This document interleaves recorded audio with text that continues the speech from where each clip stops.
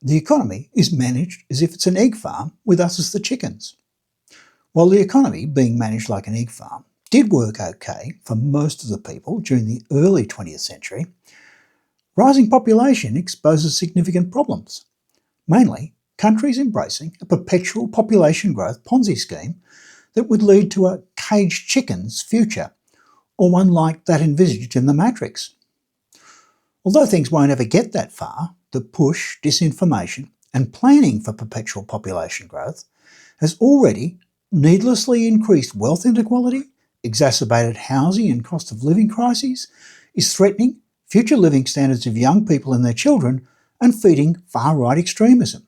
These problems will all diminish as soon as the false narrative of a dystopian future of perpetual population growth is exposed as unrealistic. So, helping spread the truth can prevent our children feeling needlessly negative about their futures. And, in an interesting twist covered later in this video, Donald Trump could help reveal the truth, and those like Nigel Farage, who campaign against immigration, could be the inspiration for a solution and ending anti-immigration sentiment. Welcome to this One Finite Planet video on The Economy is Like an Egg Farm. This and the two follow-up videos are also available as one long video, linked below. This focuses on how economic metrics result in the economy being like an egg farm, which leads to farm owners planning for perpetual population growth for the farm that won't happen. The Part 2 video, linked below, outlines how globally population growth will soon stop and prevent further progress towards us becoming caged hens, and Part 3 then looks at how national populations will also soon stop growing, even in countries that use immigration to boost population, and how those countries, pretending population growth will continue, are creating an image of a future dystopia for younger generations that is harming society. The point of this egg farm metaphor is that what's good for the economy/egg farm is not always good for us chickens. Unlike an actual egg farm, those in the role of owner don't necessarily look different from those laying the eggs, and while the dream is that anyone in theory can become an owner, data shows that under the current system, the larger the farm grows, the smaller the chances in the lottery of becoming an owner through hard work or great ideas alone. Like a pyramid, there's inherently less space at the top. Population growth always helps grow the farm, but during the 20th century, flipped from also benefiting the chickens to reducing living standards. Rising living standards encourage natural population growth, but that natural growth stops when it no longer boosts living standards, which pushes farmers to immigration as a source of population growth. And while some immigration is desirable, it can become problematic when distorted to achieve economic goals, and resented when falsely presented as able to deliver mythical perpetual population growth. But the problems all start with key economic indicators on the economy, such as stock market indices and GDP, all focusing on the farm and ignoring the chickens. In the USA, according to the Federal Reserve data from 2023, the top 1% of people own 54% or over half of all stocks. And collectively, the top 10% own 90% of the stocks, leaving just 10% owned by the remaining 90% of people, and even that's not evenly distributed. Clearly those in the top 1%, they're the farm owners, as they alone own most of the farm. Maybe include the rest of the top 5%, as they own another quarter, with the rest of the top 10% seeing both the perspective of an owner and as a chicken. But at least 90% of people are very dominantly in the position of being just the chickens. The Dow Jones is just 40 huge companies. And even within the 500 companies of the S&P index, the domination by those with the most value already begins to follow a pattern similar to the individual wealth distribution, as shown. And as of the 28th of April 2025, the bottom 50% of companies only account for 3% of the total value of the S&P. and altogether have less than half of the value of Microsoft alone. In the US, there's another around 3,600 public companies not included in the S&P, around 6 million non-public companies with employees beyond the family of the owners, and a total of 33 million companies in the US.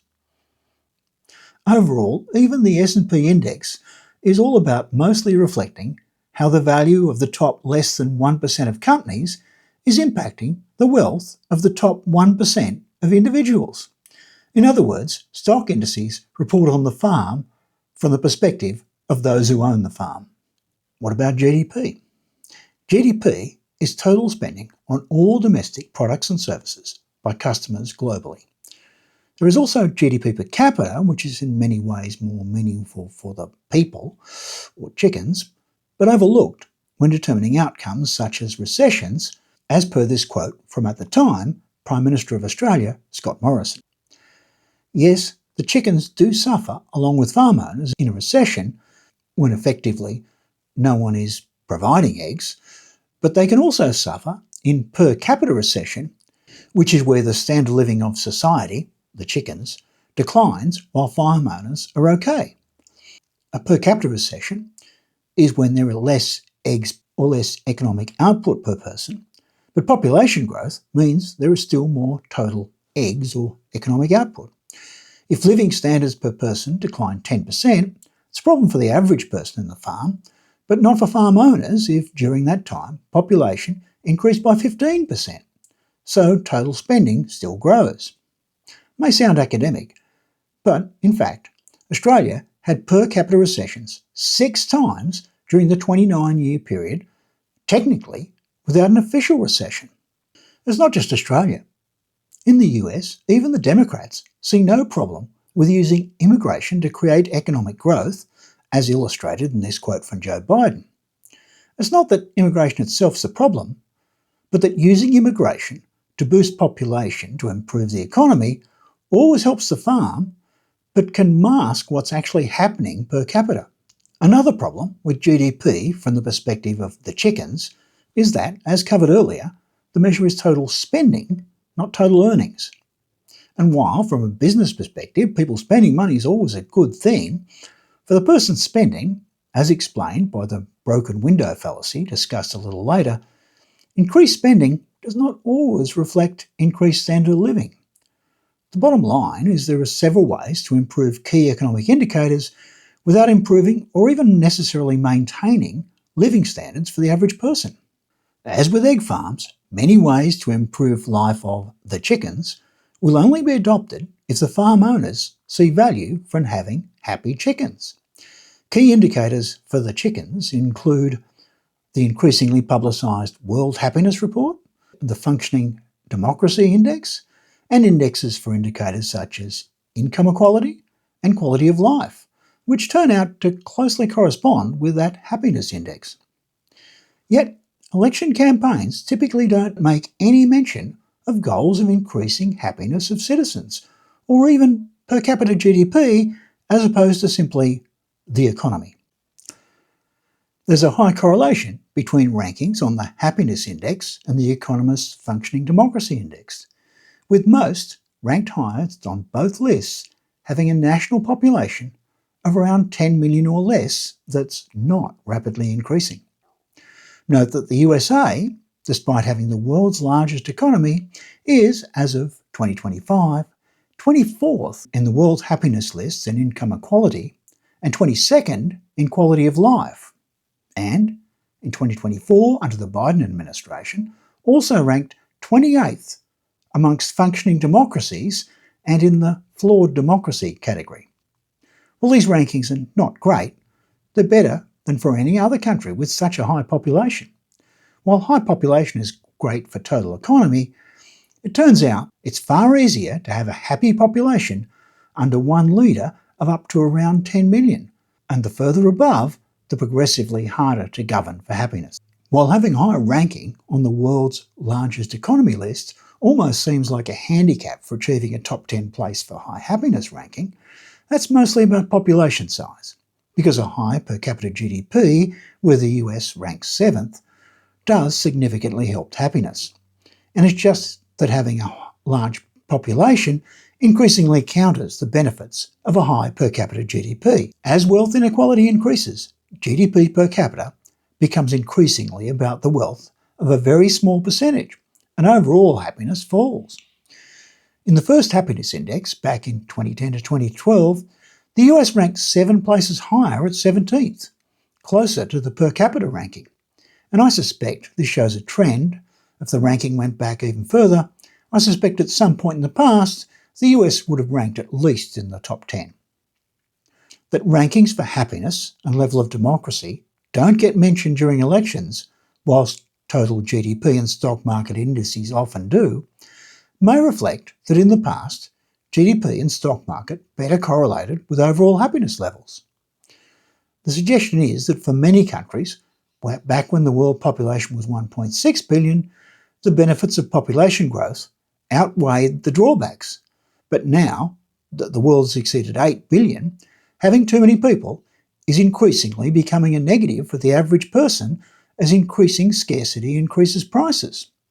Although still a positive with those with the highest wealth, as it still grows the overall economy and their wealth grows faster than prices. 4 ways to increase farm output are: 1. To increase farm size and extend it into new territory, increase productivity of the chickens, diversify, and 4. Just add more chickens to the farm.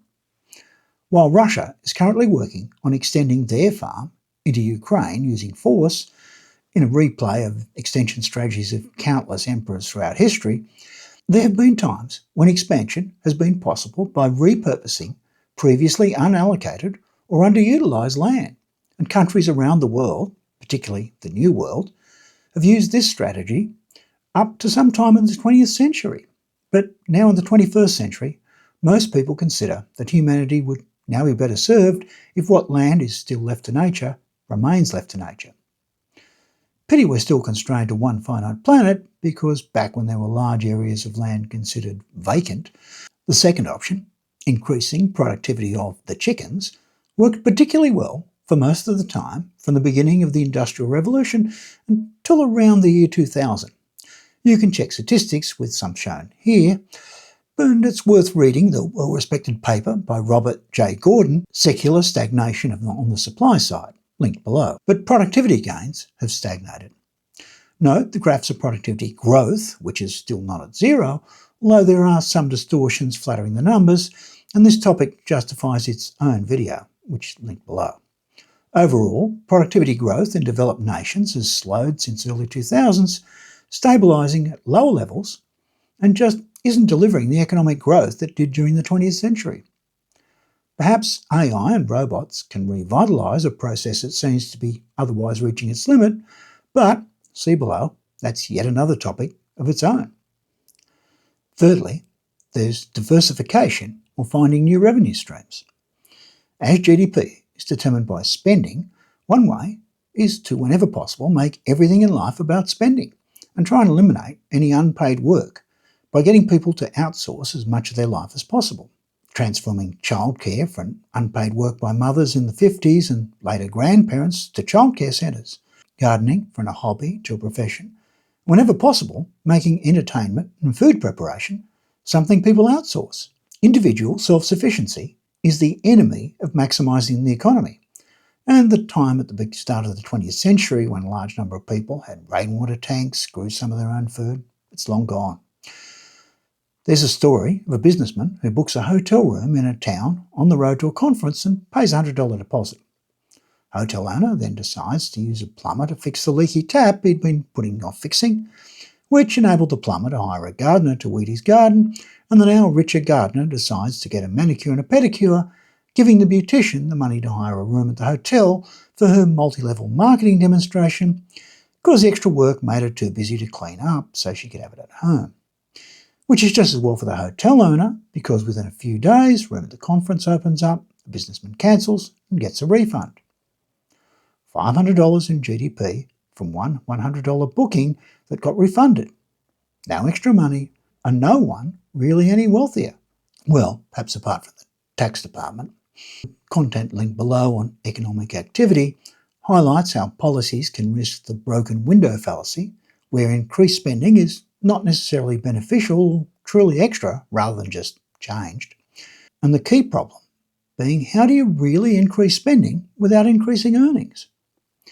The capitalist answer is to increase asset values, enabling more borrowing, and while the trap here is reducing the percentage you can own assets creates another Ponzi scheme, the secret to increasing the value of assets is to increase their scarcity by increasing population and thus demand.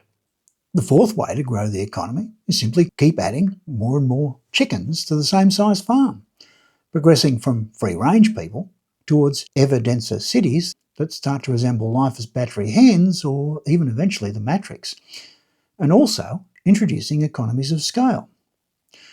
Strategies to use population to deliver economic growth should always deliver additional GDP and thus increase wealth of farm owners, but this strategy has a population limit before adding more people, such chickens, results in scarcities that reduce the average standard of living.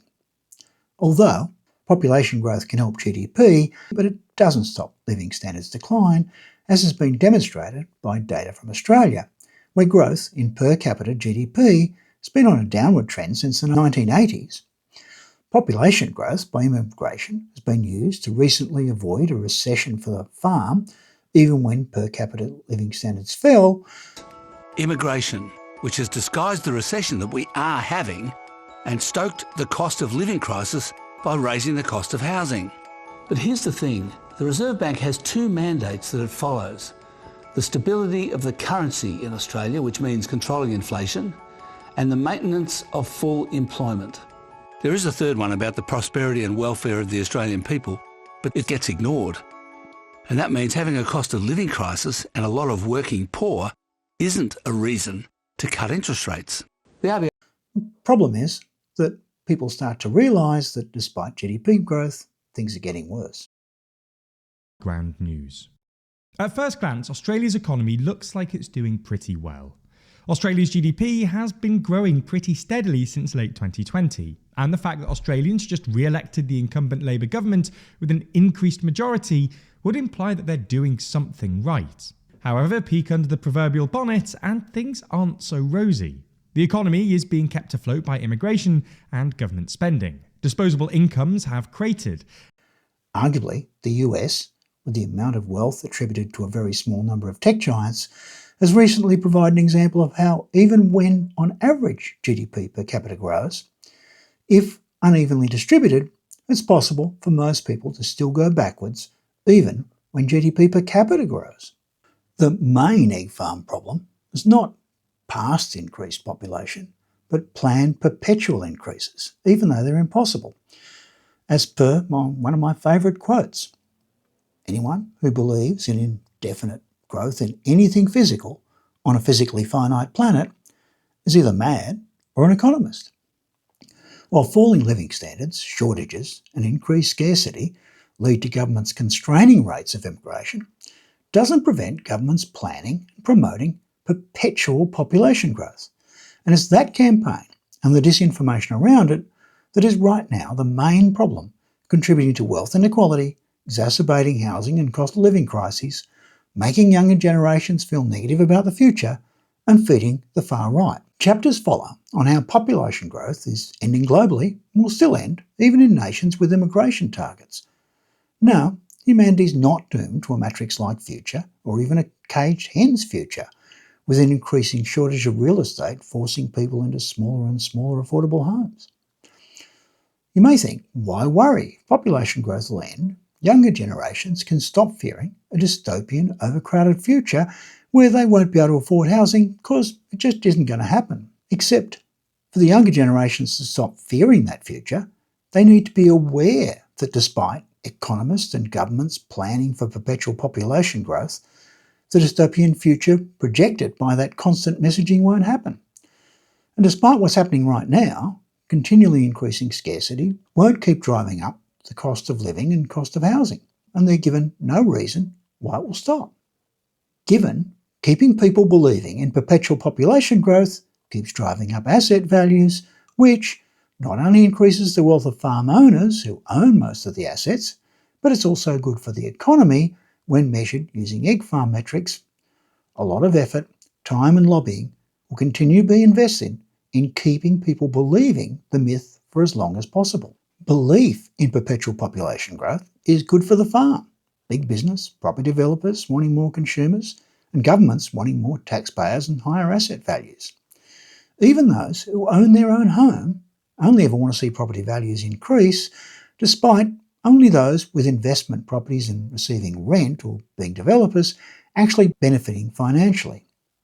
While the effect on regular homeowners who don't wish to or need to stop owning their home is in practice mainly an increase on their expenses and their cost of living, still feels good to have a high valuation. All this means the myth of perpetual population growth is kept alive not by a conspiracy, but by confirmation bias being applied to all arguments in favour of perpetual population growth and against all arguments that it's simply not even possible. Technology improvements may have offset increased scarcity as population increased from 2 billion in 1922 to 4 billion in 1972, but the increase from 4 billion in 1972 to 8 billion in 2023 produced more than double the scarcity and has also brought us to the point where further destruction of natural environments to allow for more expansion is way more problematic. The full story of how we got here will be linked below, as it's long and begins with the Antwerp Stock Exchange that opened in 1602 and concepts such as national income and national wealth, all starting in an era when only landowners could vote, so it was official that governments answered only to the wealthy, and continues through the rise of the middle class and onto a future with robots. But it's left us with some common beliefs, including believing perpetual population growth is natural, ignoring that for almost all of humans' 300,000-year history, there's been population stability, that all other complex species regulate population to ensure the best for their children, and many studies show humans also exhibit density-dependent regulation of birth rates. Believing the national birth rate must increase to ensure enough of the population are of working age, despite us actually having record workforce participation now that women almost all work, seemingly ignoring that in our society children have more non-working years than retirees do, and given children born now would on average not join the workforce for at least 20 years, by which time all predictions are there'd be billions of robots. So all it would help do is drive up property prices. Believing even if the global population will stop growing, our national population will still grow indefinitely due to immigration, ignoring the effects of population on sources of immigration, and that the entire world heading towards ending up in one country would make that country increasingly unappealing to immigrants. The picture's clear. It'll take a lot of spreading the word that population growth is ending and that it's a good thing, not a problem, to allow our children and their children to grow up free of dread of an overcrowded future where they'll be able to afford housing. Part 2, linked below, shows how perpetual population growth isn't natural, normal, or the future, and examines how and why, although the impact's delayed by population momentum, birth rates are ending population growth, which provides the background for Part 3, also linked below. And this covers, firstly, how population in developed nations like US, UK, Canada, Australia and Western Europe may still now be growing despite low birth rates. In those nations, not even immigration will prevent an end to population growth within around a decade. And, most importantly, secondly, that while there will, in most cases, be some further growth, it's overwhelmingly not the actual further growth, but that governments, being deluded by egg farm thinking, are assuming and planning for indefinite future population growth that's driving the housing crisis and raising the cost of living.